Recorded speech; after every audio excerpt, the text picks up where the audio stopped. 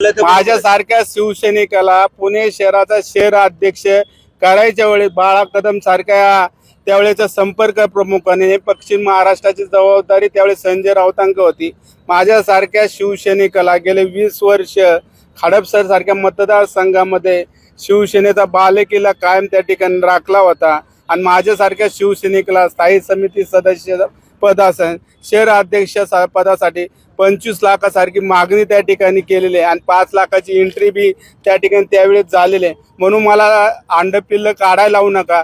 जे काय बेताल वक्तव्य संजय राऊतांनी नीलमताई गोरेवर केलेलं आहे ते नीलमताई गोरेचा अपमान नसून तर महाराष्ट्रातल्या तमाम महिलांचा अपमान आहे। त्यामुळे त्याचा जाहीर निषेध त्यावेळेसचे संपर्क प्रमुख होते बाळा कदम, त्याचे काही चेले होते। त्यावेळेस त्यांनी 25 लाखाची मागणी या ठिकाणी केली होती। 5 लाख रुपयाची बी एंट्री त्या ठिकाणी झालेली आहे। म्हणून काही गोष्टी स्थायी समितीच्या सदस्य पदासाठी काही नगरसेवकांना किती फंड द्यावा लागायचा या सगळ्या गोष्टी आम्हाला माहिती आहे। परंतु जे काय बेताल वक्तव्य या ठिकाणी संजय राऊतांनी महिलांवर केलेलं आहे त्याचा आम्ही या ठिकाणी पुणे शहर बघा त्यांना द्यावं लागलं नसेल पण बाकीच्यांना काय द्यावं लागलं असेल ते त्यांना माहिती। परंतु जे आमच्या संघ घडलंय ते आम्ही आता तुम्हाला सांगितलंय।